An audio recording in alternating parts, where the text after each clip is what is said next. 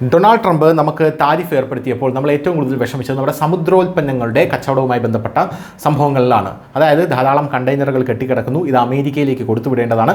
ഈ അമേരിക്കയിലേക്കാണ് നമ്മുടെ മത്സ്യവിപണിയുമായി ബന്ധപ്പെട്ട കൂടുതൽ കച്ചവടം നടക്കുന്നത്. ഈ സാഹചര്യത്തിൽ ഈ ചുങ്കം വന്നതോടുകൂടി ഇത് വലിയ പ്രതിസന്ധിയിലായി. പ്രത്യേകിച്ച് മത്സ്യത്തൊഴിലാളി മേഖലയെല്ലാം വലിയ പ്രതിസന്ധിയിലേക്ക് പോകുമെന്നുള്ളൊരവസ്ഥയിലായി. എന്നാലും പ്രധാനമന്ത്രി നരേന്ദ്രമോദി അവർക്ക് ധൈര്യം പകർന്നുകൊണ്ട് ഒന്നും സംഭവിക്കില്ല, ഈ റിസ്ക് ഞാൻ ഏറ്റെടുക്കുകയാണെന്ന് അദ്ദേഹം പറയുകയും ചെയ്തു. ഈ ഒരു സാഹചര്യത്തിൽ വലിയ രീതിയിലുള്ള പ്രതിസന്ധി വന്നപ്പോൾ ഇപ്പോൾ എന്താണ് നമ്മുടെ രാജ്യം ചെയ്യുന്നത്? ഇപ്പോൾ നമ്മുടെ രാജ്യം ചെയ്യുന്നത് ഈ വിപണി, ഈ കണ്ടെയ്നറുകൾ എല്ലാം തന്നെ മറ്റ് രാജ്യങ്ങളിലേക്ക് കൊടുത്തയക്കാനുള്ള വലിയ നീക്കം നടത്തുകയാണ്. ഒന്ന് ചൈന, രണ്ടാമത് ഇന്തോനേഷ്യ, മൂന്നാമത് ആസിയാൻ രാജ്യങ്ങൾ, നാലാമത് യൂറോപ്യൻ യൂണിയൻ, അഞ്ചാമത് UK അതായത് യുണൈറ്റഡ് കിങ്ഡം, പിന്നെ ബ്രസീൽ, ഇങ്ങനെയുള്ള രാജ്യങ്ങളിലേക്ക് നമ്മുടെ സമുദ്രോൽപ്പന്ന വിപണി വൈവിധ്യവൽക്കരിക്കാനുള്ള നീക്കമാണ് ഇപ്പോൾ നമ്മൾ നടത്തിക്കൊണ്ടിരിക്കുന്നത് എന്നുള്ള റിപ്പോർട്ടുകളാണ് ഇപ്പോൾ നമുക്ക് ലഭിക്കുന്നത്.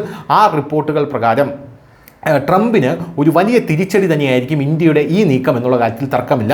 ഇന്ത്യയെ തകർത്ത് തരിപ്പണമാക്കിയെന്ന് ട്രംപ് വിചാരിച്ചുകൊണ്ടിരുന്നപ്പോഴാണ് GST സ്ലാബിലെല്ലാം മാറ്റം വരുത്തിക്കൊണ്ട് നമ്മുടെ ഓഹരി വിപണികൾക്ക് വലിയ രീതിയിലുള്ള ഒരു കുതിച്ചുചാട്ടം ഇന്നും ഇന്നലെയുമൊക്കെ ഉണ്ടായത്.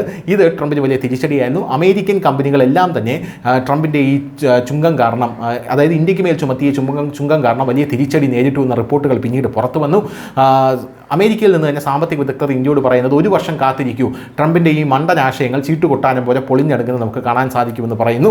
എന്തായിരുന്നാലും ട്രംപിന് നിരന്തരം തിരിച്ചടി നേരിട്ടുകൊണ്ടിരിക്കുന്ന സാഹചര്യത്തിലൂടെയാണ് കടന്നു പോകുന്നത്. അതിൻ്റെ ഇടയിലാണ് ഇപ്പോൾ സമുദ്രോൽപ്പന്നങ്ങളുടെ കാര്യത്തിലും ട്രംപിന് തിരിച്ചടി നേരിടുന്നത് എന്നുള്ളതാണ് ഒരു പ്രധാനപ്പെട്ട കാര്യം. എന്തായാലും യുക്രൈനുമായുള്ള നീക്കത്തിന് യുക്രൈന് പ്രസിഡന്റിനെ പുടിനെ കണ്ടു കഴിഞ്ഞ ശേഷം ട്രംപ് യുക്രൈനുമായിട്ടുള്ള ഒരു യുദ്ധം എങ്ങനെയെങ്കിലും അവസാനിപ്പിച്ചാൽ മതി എന്നുള്ള രീതിയിലേക്ക് കാര്യങ്ങൾ എത്തിയപ്പോൾ അമേരിക്ക ഫസ്റ്റ് എന്ന നയത്തിലും ട്രംപിന് മാറ്റം വന്നു. ട്രംപ് എപ്പോഴും പറയുന്നത് make America great again, America ആയിരിക്കണം ഒന്നാമത്. എന്നാൽ ഈ കാര്യത്തിൽ ട്രംപ് പുടിന് വഴങ്ങി എന്നുള്ളതാണ് റിപ്പോർട്ട് പുറത്തു വന്നത്. അതോടുകൂടി പുടിനെ കണ്ടതിന് ശേഷം ഈ 50% ചുങ്കം ഇന്ത്യക്ക് ഏർപ്പെടുത്താൻ തീരുമാനിച്ചത് ഞാൻ 2 ആഴ്ചത്തേക്ക് മരവിപ്പിച്ചിരിക്കുകയാണെന്ന് നിലവിൽ പറഞ്ഞിരിക്കുകയാണ് ഡൊണാൾഡ് ട്രംപ്. എന്തായിരുന്നാലും ഇപ്പോൾ അമേരിക്കയിൽ പ്രതിഷേധം ഇരമ്പുകയാണ്. ട്രംപ് ഇപ്പോൾ യുക്രൈനെ റഷ്യയ്ക്ക് മുന്നിൽ ഇട്ടുകൊടുത്ത് റഷ്യയ്ക്ക് മുമ്പിൽ കീഴടങ്ങി എന്നുള്ള റിപ്പോർട്ട് പുറത്തു വരുന്നു. അവിടെ വിജയിച്ചില്ല. രണ്ടാമത്തെ കാര്യം, ഇന്ത്യയുടെ വിപണിയിലേക്ക് കടന്നു കയറാനും വ്യാപാര കരാറും ഉണ്ടാക്കാനായിട്ടുള്ള ശ്രമം ട്രംപിൻ്റെ വിജയിച്ചില്ല.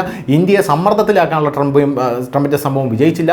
50% ചുങ്കം ഏർപ്പെടുത്തി ഇന്ത്യയുടെ സമ്പദ് വ്യവസ്ഥയെ താറുമാറാക്കാമെന്നുള്ള ശ്രമവും ട്രംപിൻ്റെ വിജയിച്ചില്ല. അങ്ങനെ ട്രംപിനെതിരെ വമ്പൻ രോഷമാണ് ഇപ്പോൾ അമേരിക്കയിലെ പത്രങ്ങൾ എഴുതി പിടിപ്പിച്ചുകൊണ്ടിരിക്കുന്നത്. News desk, news India Malayalam.